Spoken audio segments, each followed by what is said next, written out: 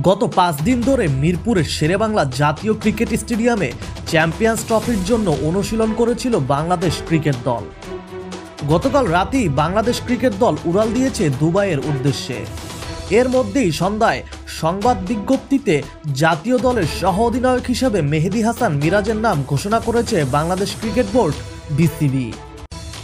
সর্বশেষ West Indies সফরে চোটের কারণে ছিলেন না নিয়মিত অধিনায়ক নাজমুল হোসেন শান্ত। তার জায়গায় ওই সিরিজে ভারপ্রাপ্ত অধিনায়ক হন মেহেদী হাসান মিরাজ। এবার নাজমুলের ফেরার পর তিনি হয়ে গেছেন সহ অধিনায়ক। এখন পর্যন্ত দেশের হয়ে 103টি ওয়ানডেতে মাঠে নেমেছেন মিরাজ। মিরাজের নেতৃত্বের অভিষেক হয়েছিল অবশ্য আগেই। নভেম্বরে শারজায় আফগানিস্তানের বিপক্ষে শেষ ওয়ানডের আগে চোট পান নাজমুল শান্ত। এরপর ওই ম্যাচে অধিনায়ক ছিলেন মিরাজ। আফগানিস্তানের বিপক্ষে ম্যাচটিতে 66 রান করেন মেহেদী মিরাজ। 3 ওয়ানডের সিরিজে ক্যারিবিয়ানদের বিপক্ষে দুটিতে 74 ও 77 রান করেন এই ডানহাতি ব্যাটসম্যান। অফ স্পিনে অধিনায়কত্বের 4 ম্যাচে নেন 2টি উইকেট।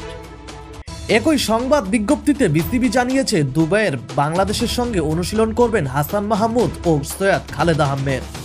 টুর্নামেন্ট শুরু হলে 20 ফেব্রুয়ারি দেশে ফিরে আসবেন তারা দুজন। চ্যাম্পিয়ন্স ট্রফিতে বাংলাদেশ দলের প্রথম ম্যাচ 20 ফেব্রুয়ারি ভারতের বিপক্ষে। গ্রুপ পর্বে নাজমুলদের অন্য 2 প্রতিপক্ষ নিউজিল্যান্ড ও পাকিস্তান। তো প্রিয় দর্শক, এই যে মেহেদী হাসান মিরাজকে সহ অধিনায়ক করা হলো, এটা জেনে আপনাদের মতামত কি জানাতে ভুলবেন না। আর দেশ বিদেশের খেলাধুলার সকল খবর সবার আগে পেতে আমাদের চ্যানেলটি এখনই সাবস্ক্রাইব করুন এবং পাশে থাকা বেল আইকনটি ক্লিক করুন, যাতে করে খেলাধুলার সকল খবর সবার আগে আপনার কাছে পৌঁছে যায়। ধন্যবাদ।